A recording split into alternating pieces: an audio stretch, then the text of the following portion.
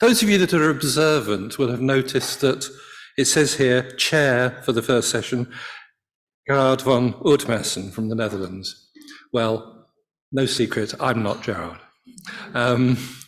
He sent his apologies. He had an accident at home last week and spent 4 days in hospital and has been told by his doctors he's not to do any travelling for several weeks.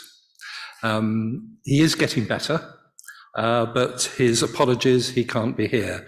So I'm stepping in. And it's my pleasure to welcome for our first talk, Dr. Bernadette Legel-Arzwanger from Austria, from Graz. Bernadette is a pathologist, and she's going to address those questions. What does the pathologist actually do for us? All of the depth of the challenge of the science that lies within the tumour. So Bernadette, welcome.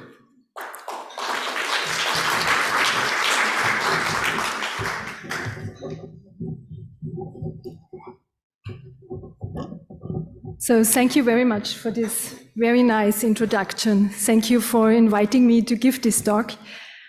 It's a pleasure to be here because pathologists are working for you guys, for our patients, although most of the time you don't see us and we don't talk with each other. So I've been given a very long title of my talk, and I would like to go step by step. So what are the main tasks of a pathologist in sarcoma today? And the main task is to give a correct and a WHO conform diagnosis. And this sounds very easy, but there are several steps, several limitations, and several challenges pathologists have to face before coming up with an exact diagnosis. I was also asked to give a job description, and the job description is more or less given by our employers. And most of sarcoma pathologists nowadays are working in an academic center. Why? Because these tumors are rare, and these tumors are not interested for private practice. Because you need a lot of time, you need a lot of inbox, and you need molecular diagnostics, so you cannot make a lot of money. So what does our employer want from us? And we have the 3 columns. We should do research, we should teach, we should do diagnostics. And I was thinking about what should I tell you about these columns? And I say, I'm doing translational sarcoma pathology.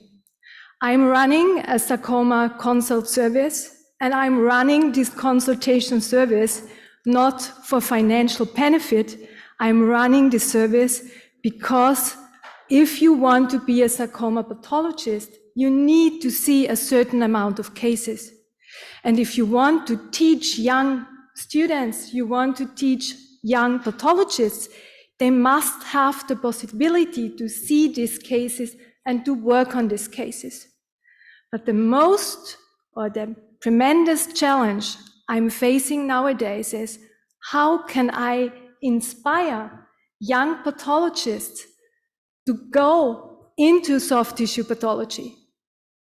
Because they train at the university and then they go to private practice because they earn much more money. So this is a huge problem. So the community of pathologists doing this is becoming smaller and smaller. Oh, now it stopped. No? So what are the steps to find the correct diagnosis, to come up with the correct diagnosis? We would like to have a sarcoma subtype, and we also, if possible, would like to have a molecular classification. And when I look at a slide which I have from a patient, a glass slide with some tissue on, I do not look only at one slide. I try to put together a chic puzzle to one picture that fits. And to put together this chic puzzle, I need support. I need clinical information. Then I look at morphology, meaning I look at special stain slides and realize how these cells look like. I do immunohistochemistry to confirm or to rule out some differential diagnosis. And we can use nowadays, God thanks, molecular pathology as an additional step to find a correct diagnosis. So what needs to be written in a pathology report? And it's irrespectively if we are talking about a biopsy or a resection specimen, we would like to have a tumor classification. And this tumor classification includes that we need to decide as pathologists, is this tumor benign? Is it intermediate or it is malignant? And we need to give a sub-entity, a histotype, and we need to grade these tumors. Is this tumor more likely benign or low grade, meaning not harming this patient so much? Or is this a high grade tumor where immediately something has to be done? If we get a resection specimen, then we have to comment on tumor margins to be sure that the whole tumor has been cut out. And if neoadjuvant treatment has been given, we should also look about the treatment results. And although there is no generally accepted scheme for soft tissue tumors, we try to give the amount of necrosis, fibrosis, fibrohyalinosis, vital tumor cells, etc. And nowadays, the pathologists have the opportunity to use molecular pathology for their diagnosis, or even to try to find known treatment targets. So that's my main goal, that I use molecular pathology to support the diagnosis and to find known treatment targets upfront, or I know that some of the molecular stuff has a prognostic or a predictive value. We will not talk today about clinical trials where we really do like whole exome sequencing, where we do metabolome, transcriptome, whatever. We are not talking about this. We really only talk about how to come up with an exact diagnosis. To come up with an exact diagnosis, I need clinical partners who also know what they are doing and who know what are the limitations when they talk to me. And I need to know about their limitations. And it seems to be banal, but we get core needle biopsies where I do not know the location, where I do not know the size. And I need to know the size, the location, I need to know about relevant imaging stuff. And my partners need to know that in soft tissue tumors, we are facing tumor heterogeneity, meaning that I have different morphologies within a lump and between lumps of the same tumor entity. And in addition, we need to be clear that we need sufficient tissue. So we are now working on biopsies, on core needle biopsies, 2 centimeter, 0.4 centimeter in diameter, out of a 20 centimeter lump. And this tissue, which is sent to pathology, needs to be properly fixed. Because if we don't have properly fixed tissue, the immunohistochemistry is not working, and we do not have the good quality of RNA and DNA to further perform molecular stuff. So the main challenge is I would like to go now step by step to find these diagnoses. Challenge number one, these tumors are rare. We have many, many different tumor entities, and we talk about tumors which are heterogeneous. And if we talk about sarcomas, sarcomas are only 1% of all malignant tumors. And if we talk about rare cancer, we have the definition of less than 6 per 100,000. But there are only 9 sarcomas which fulfill this rare category. The other tumors are the so-called ultra-rare sarcomas with an incidence of less than 1 per 1 million, and that makes it clear that you have pathologists in routine diagnostic in peripheral institutions which may never see one of these very rare tumors. And as in every job, you need to be in training to do a good job. And this is a main issue in soft tissue pathology. We are also facing tumor heterogeneity, and you can see that every single of these pictures look a little bit different, but they are coming out of one lump. And so you understand that if we go for sampling, that we go to have the right diagnosis, the needle must be in the right place.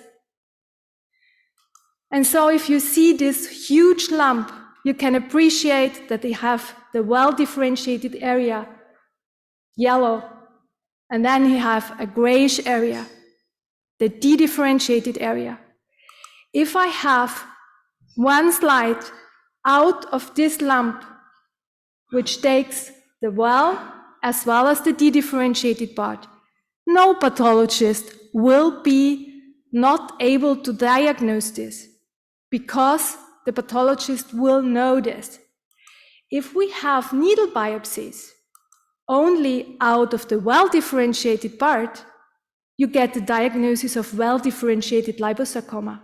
But this is not reflecting the whole lump. So if my colleague gets back well-differentiated liposarcoma and has seen on the image this lump, he needs to go back and say, wow, there's something wrong. And then I can tell him, well, you should send me another core from the other part of the tumor, and then I will be able to diagnose this. If we only have tumor or a core needle biopsy out of the de-differentiated part, a whole immunohistochemical workup starts out needing 10, 15 inbox slides, and then in addition perform molecular pathology. To stress this fact, you can see another lump, and you can see it's multinodular and it's myxoid and grayish, but there is one area of this tumor which completely looks different. It's grayish, white, and solid. But again, if you take out individual core needle biopsies, so on the one hand, you might find well-differentiated myxoid liposarcoma. If you only biopsy the grayish tumor in the red box, then you have a really poorly differentiated round cell tumor. And a lot of steps are necessary to figure out that this is also high-grade myxoid liposarcoma. So it's essential to know these limitations. These are core needle biopsies, so they look like we get a tiny, tiny piece of tissue out of your lump. And everyone wants us to do everything on this tiny tissue.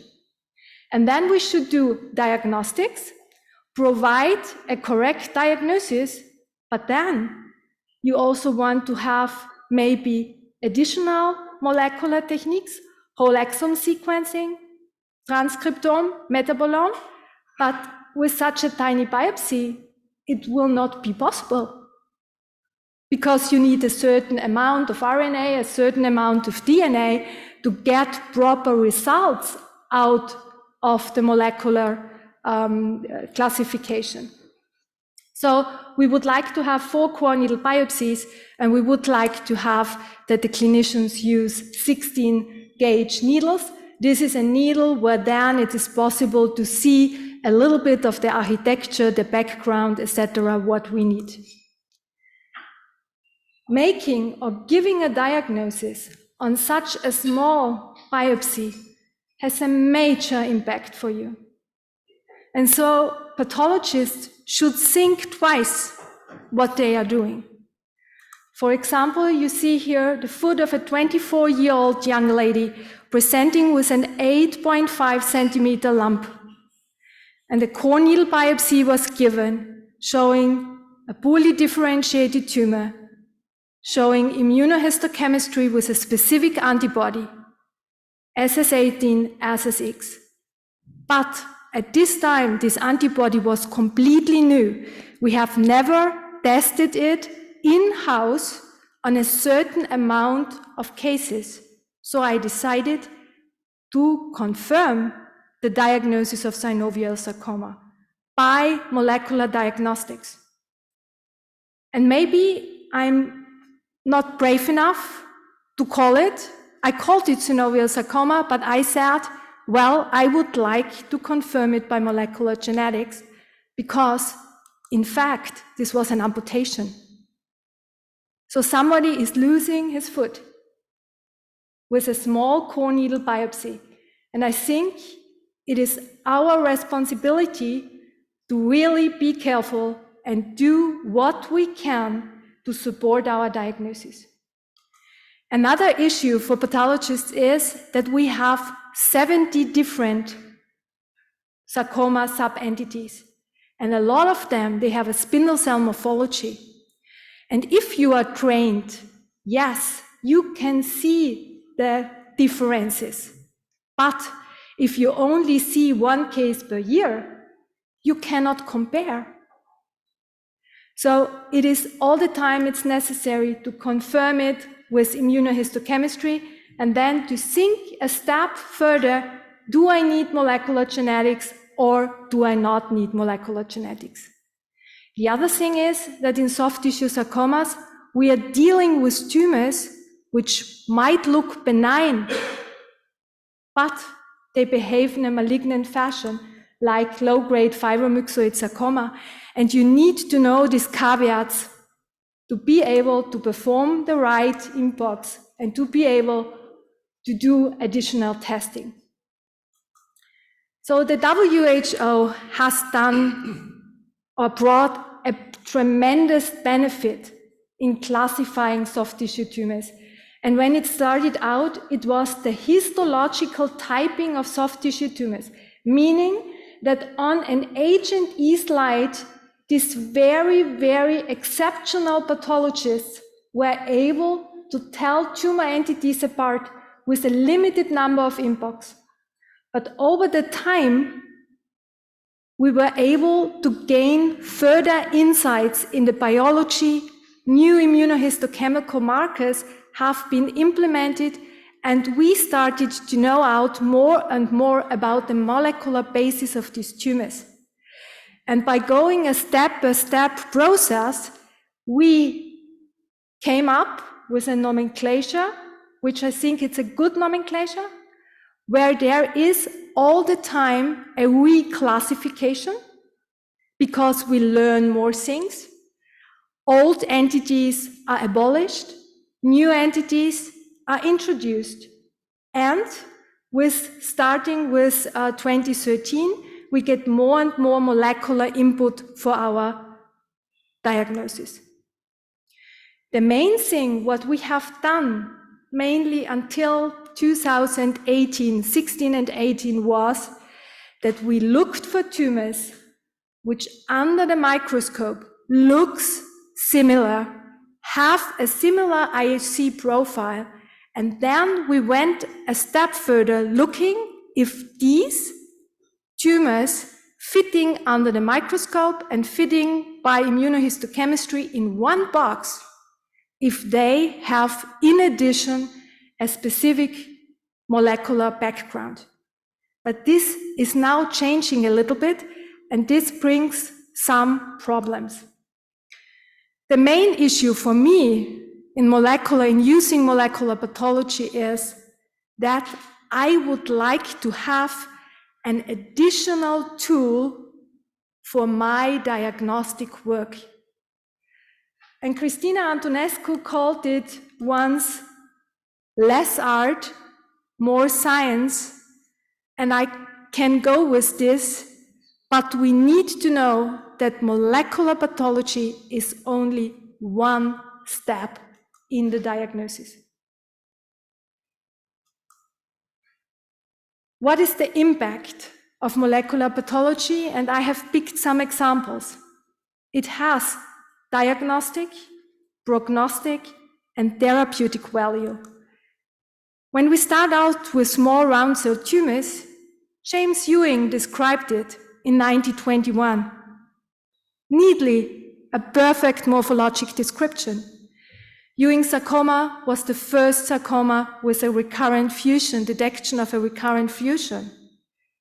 And then, over the years, the pathology community recognized with only some simple IHC stains that there might be tumors classified as Ewing, but do not fit neatly to Ewing. So, and then these groups started to figure out what are the differences. And in 2006, the first chick-ducks fusion sarcoma, which is now part of the classification, has been written down or has been proposed by a Japanese group.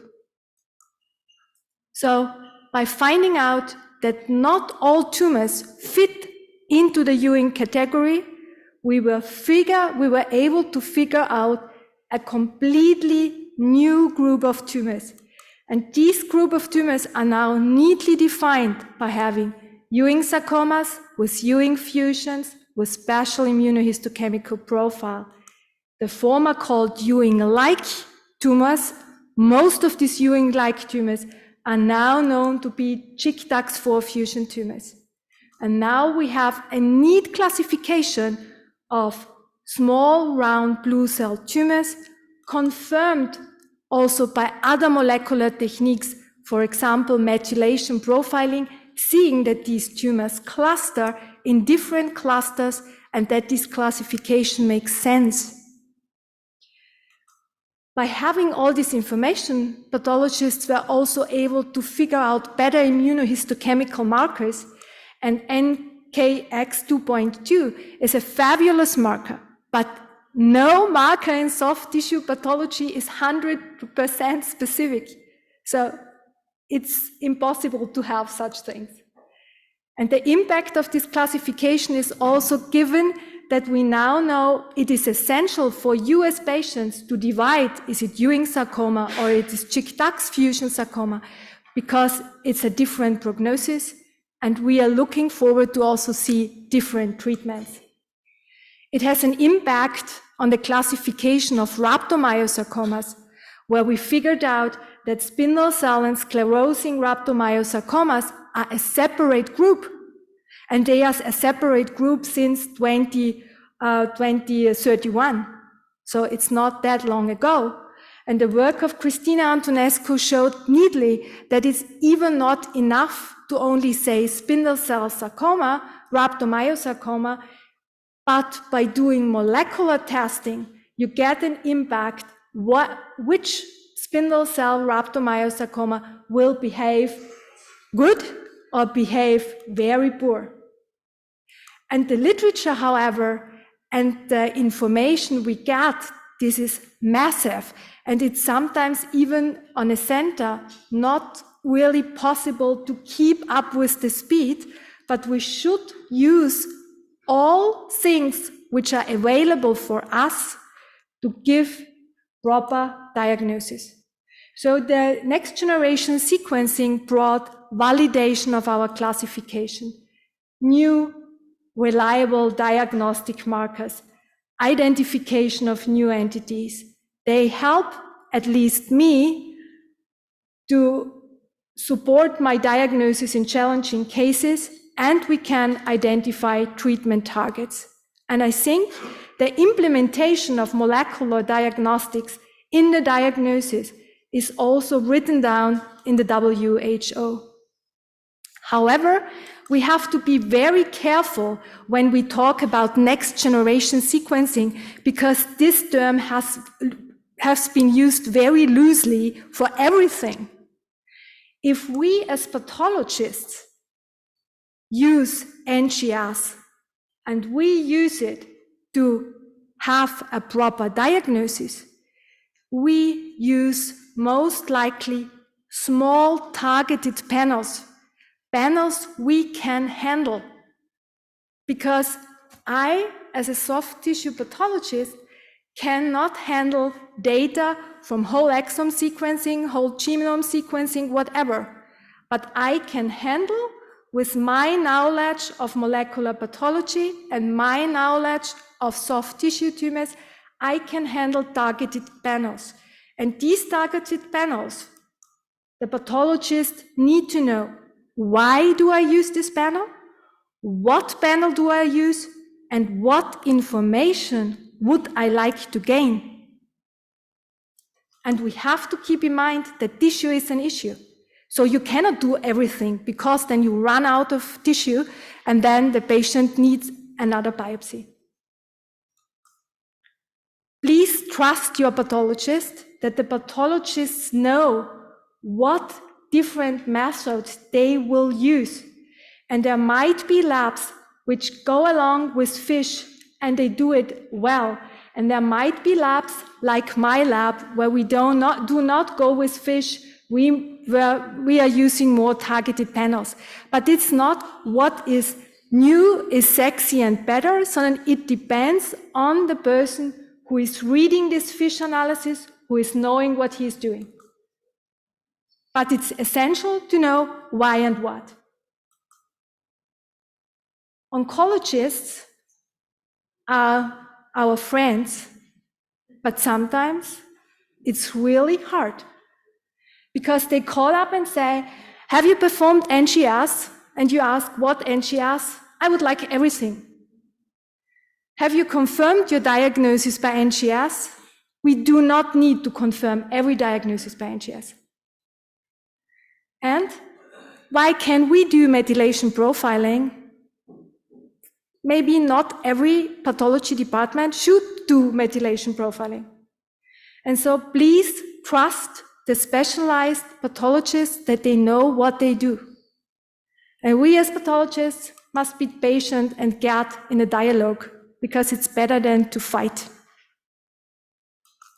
We know now that we have two big groups of sarcomas, sarcomas with complex genetic changes and sarcomas with fusions. And all the patients more likely will have sarcomas with complex karyotypes. At least at the moment, for a diagnostic purpose, NGS doesn't bring anything in these sarcomas. But if we have translocation-associated sarcoma, it brings a lot in the diagnostics. So, molecular diagnostic is good, is essential, but there are caveats. And you need to know that there are a lot of challenges, and the challenges are by the promiscuity of these genes and gene fusions, meaning that the gene fusion you get out of a box is not making the diagnosis. Gene fusions, the EWSR gene has tons of different fusion partners giving different entities, giving different diagnoses. But you need to compare the fusion with the morphology and the impacts. You have tumors which have exactly the same fusion, but they are completely different, from benign to highly malignant. So you have to keep this in mind. So it is really a challenge. And this is a challenge, the speed new entities occur or new fusion tumors occur. And there is the group of, or the spectrum of kinase fusion positive spindle cell tumors of soft tissue. And when we started out, or when Cristina Antonescu started out to describe these tumors, Within 2 years, there were a lot of papers. And these papers were describing NTRK fusion tumors, mainly in different flavors, in different morphologic flavors. But with the time, we realized it's not only NTRK1 or NTRK2 or NTRK3. There are ALK, MET, RAF, RET, whatever, all tyrosine kinases, which are potentially targetable, and we should not miss these tumors. But there is a heterogeneity, and when we talk about spindle cell kinase fusion tumors, then that was years ago. Now we know that in this spectrum, we have epithelioid tumors. In this spectrum, we have purely myxoid tumors. These tumors occur in infants, but also in adults. They have a spectrum from low to high grade, and the immunohistochemical profile in the first description was helpful because they showed CD34, S100, and pan-TRK expression. But when we look very long or longer and have more experience, you find much more. So this is a classic example of an NTRK fusion tumor, the so-called lipofibromatosis-like neural tumor, S100, SOX10. We have diagnosed this at the time where we had no pan-TRK antibody. But is it really a lipofibromatosis-like neural tumor without confirmation? I can assume, but the proof of the concept is given by the underlying fusion. We have tumors in the lung, typical for NTRK fusion tumors, fibrohyalinosis, Burns, S100, CD34, pan-TRK, confirmed by molecular pathology. Infantile fibrosarcoma, we can do this, but we have to confirm by molecular pathology. And then we are coming up with completely odd things, like a baby, hemangioma, growing hemangioma, then sending out for consultation.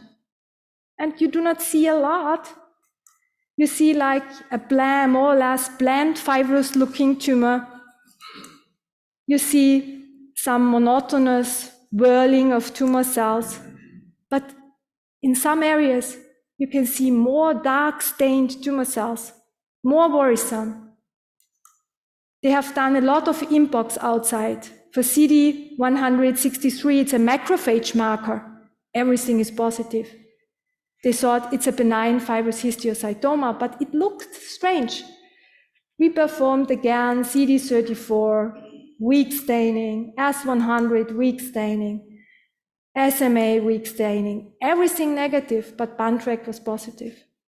And this is also a spindle cell neoplasm, low grade with pan-TRK fusion, and this kid was treated with larotrectinib, and a complete excision has been made. Also, these other tumors, they do not every time behave like they should. They don't have any specific immunohistochemical profile. And you should be aware that if you see patients with a pathology report of spindle cell sarcoma, mainly younger aged people, and you see that there is no proper molecular workup, then it might be good to say, well, we should ask again. Because in this case, it makes tremendous benefit for the patient if a NTRK fusion can be detected for treatment, also here. But there are also patients which is completely odd. It's not described that there is an NTRK fusion tumor with these giant cells. Malignant tumor with giant cells, immunohistochemical profile, unspecific, and then in one area, weak NTRK staining, and also a fusion tumor.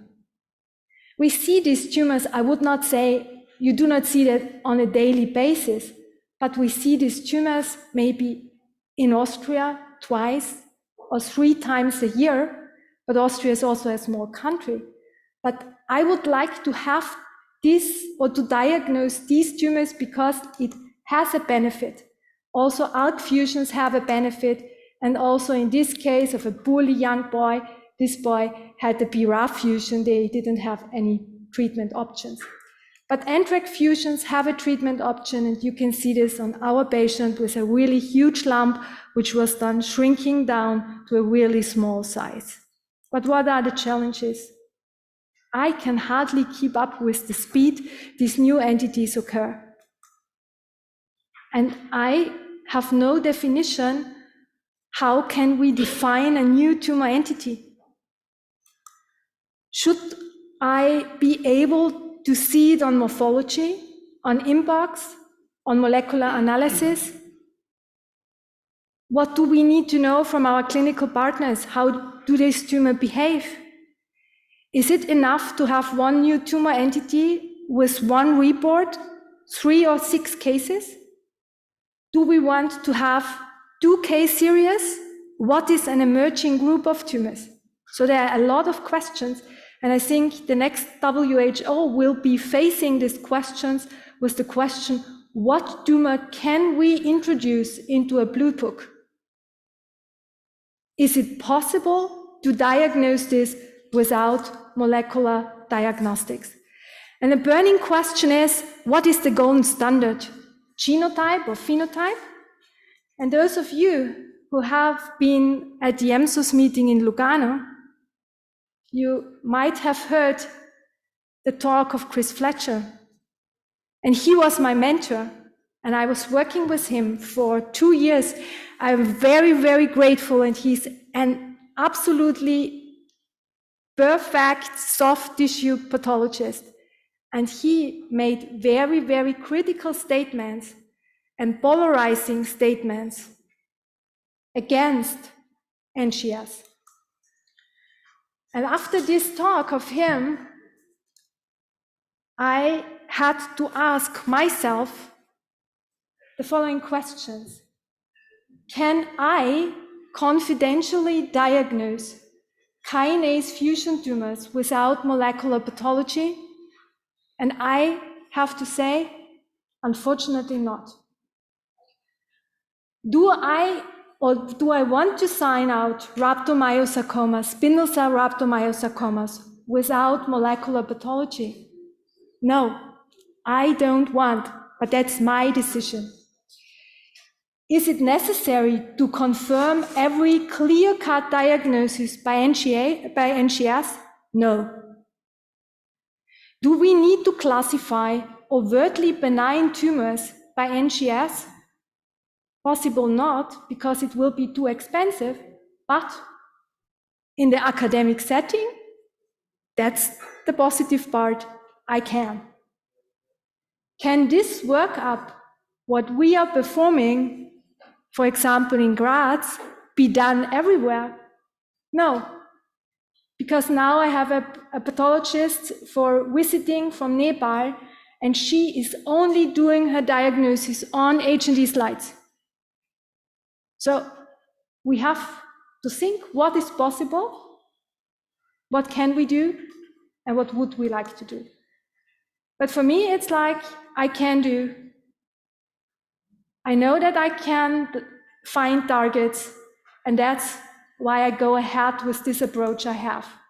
In summary, I think diagnosing soft tissue tumors are a combination from genotype and phenotype. I put this together. And if the genotype is not fitting to my morphology, I do not sign this out. I make a descriptive diagnosis. We are facing tons of opportunities, but challenges. We have a lot of targeted panels. We don't know how many targets will I look at in 1 year. At the moment, we are looking at 173 panel. Yes, classification matters. Classification is essential. It's the rationale for decision making. It's the rationale for histotype tailored treatment. It has a relevance for prognosis and for prediction. I would like to provide this pathologist a diagnosis which is accurate, reliable, and reproducible. And for this, I need H&E morphology, immunohistochemistry, and I pump it up with targeted NGS panels. So I think, for me, these targeted NGS panels are the same like immunohistochemistry, because I'm in the lucky situation that I can run this within a week. But molecular pathology and NGS is much more than only these smaller panels, and we will hear it in the next talk. So every classification is a work in progress, and I think we should watch out and be open-minded. And for now, I think there are great opportunities. The opportunity to combine morphology with immunohistochemistry and molecular diagnostics. The challenge is to keep up, and it will be the challenge to select what is really relevant. And I think for future, we all hope that we have better personalized treatment for patients. By now, the thing I can say, patients should be treated at a sarcoma center, and I'm very lucky to be part of a sarcoma center. So with this, I would like to say thank you and all the best for all of you.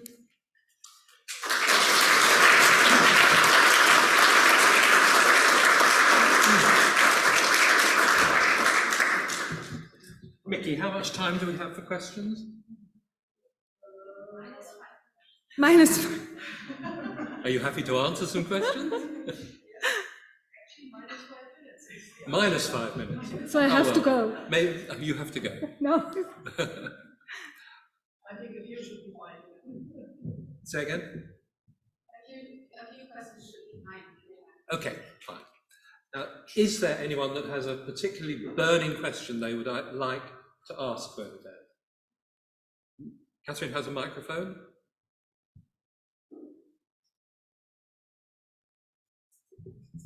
No? Yeah, thank you very much, Professor, for this explanation. I think it describes very well this complexity of your undertaking and also the required specialization on a very rare, a small population. So, and you also described the problems that you have in Austria, but then I wonder, what are really the institutional requirements? What could be done to make sure that the diagnosis at this quality that you are requiring is really possible in Austria, but also in other countries? And is there a possibility also to collaborate among countries? So I think the soft tissue community is very well collaborating, and the only possibility within countries is the centralization.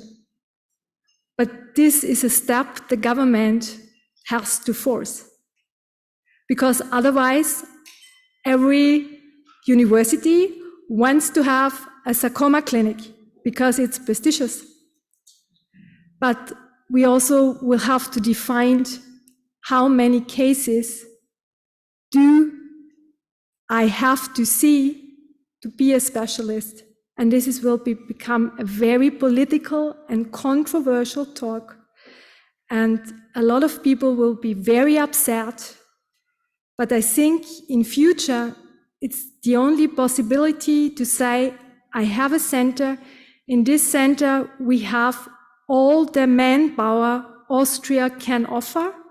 And it's then a political issue to say, is it the Medical University in Vienna, or is it the Medical University of Graz?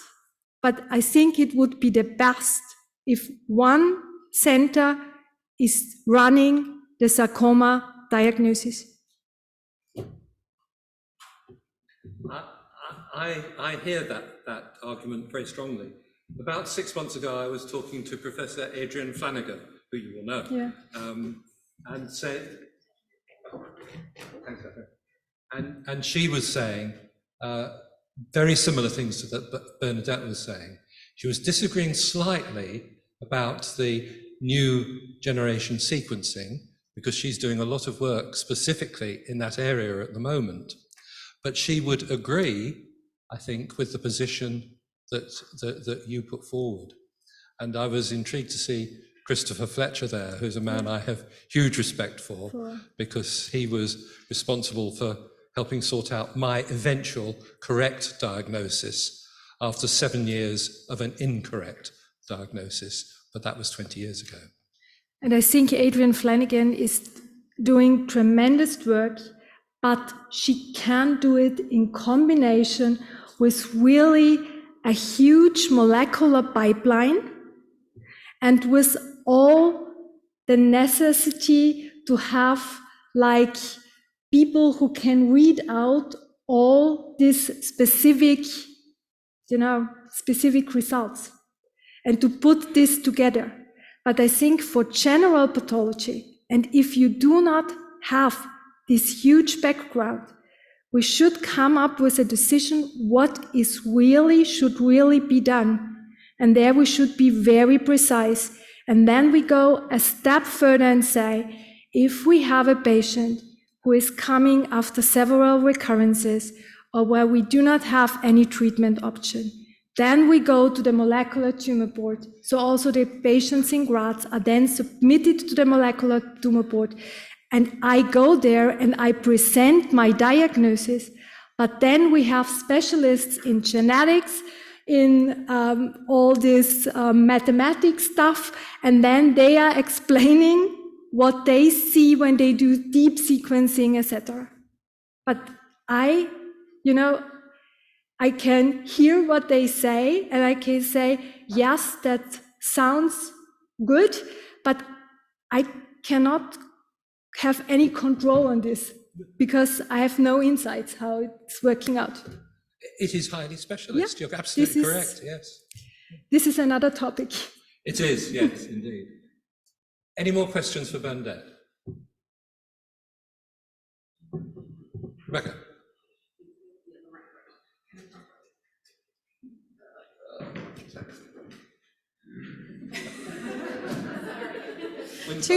You wait for one bus and two come along at once. What experience or what advice would you give a small country, for example, and what opportunities potentially has COVID presented for collaboration internationally? So where you may have a pathologist in a small centre, albeit a sarcoma expert, where they don't have the technology or the expertise that maybe the larger scale centres can build. So I think you will have a university hospital and there will be some subspecialization. And I think there will be a pathologist who is doing soft tissue pathology. So you should support this pathologist to stay there and to go ahead in his work. And then this pathologist in the community will have enough interaction. So if he is not really confident that he can send it out and get an advice. So if I don't know, or I'm not sure, I've sent it out to Fletcher. And that's okay.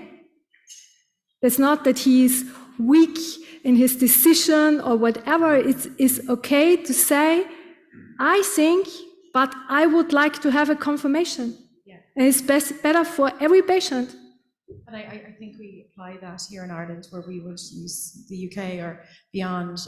And it's for a group like us, it's explaining that delay to patients because obviously the wait to get the right diagnosis is key, but it can be. But you can educate your patients. Yes. And the patients are going down, taking their paraffin blocks, taking their slides and bringing it over to somebody who might help. Yeah. Thank you. We will actually return to that theme later in the conference because I would describe what you're describing there, Bernadette, as intelligent networking. Yeah. And I think pathology is a great example of that in the world today. So thank you. Thank you. Thank you very much indeed. Thank you.